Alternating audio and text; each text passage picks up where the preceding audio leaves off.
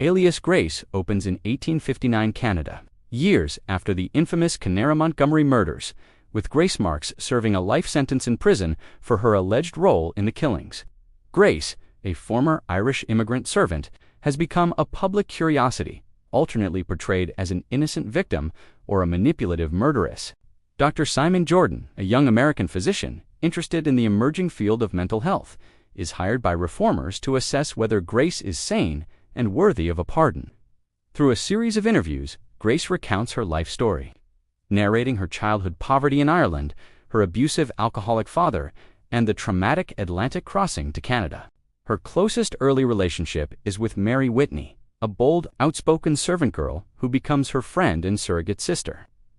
Mary's death after a secret pregnancy and botched abortion deeply scars Grace, shaping her views on class, gender vulnerability, and the limited choices available to poor women. Grace moves through several domestic service positions, learning how servants are exploited and treated as invisible. She eventually enters the household of Thomas Kinnear, a wealthy bachelor farmer, where Nancy Montgomery, his housekeeper and lover, rules the servants with jealousy and suspicion. James McDermott, another servant, is volatile and resentful, fostering a tense atmosphere within the house. Events lead to the double murder of Nancy and Kinnear, after which Grace and McDermott flee together across the countryside with stolen goods.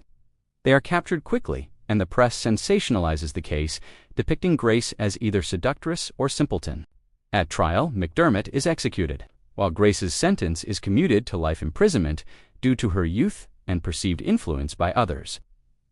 During her conversations with Dr. Jordan, Grace remains calm and controlled, offering detailed memories but claiming gaps around the murders themselves.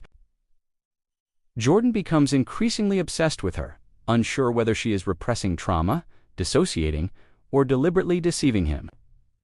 A pivotal hypnosis session introduces the possibility that Mary Whitney's spirit speaks through Grace, confessing to the murders, raising questions about possession, split personality, or performance. The novel refuses to clarify the truth, maintaining ambiguity about Grace's guilt or innocence. Meanwhile, Jordan's own life unravels as his professional ambitions falter, and his attraction to Grace destabilizes his objectivity. Years later, political advocacy leads to Grace's pardon, and she is released from prison.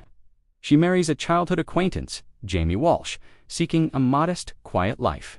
In the final scenes, Grace sews a quilt incorporating scraps from Mary, Nancy, and herself, symbolically stitching together fragments of memory, identity, and past violence. The ending leaves the mystery unresolved, emphasizing how stories, especially women's stories, are shaped, suppressed, or reinvented.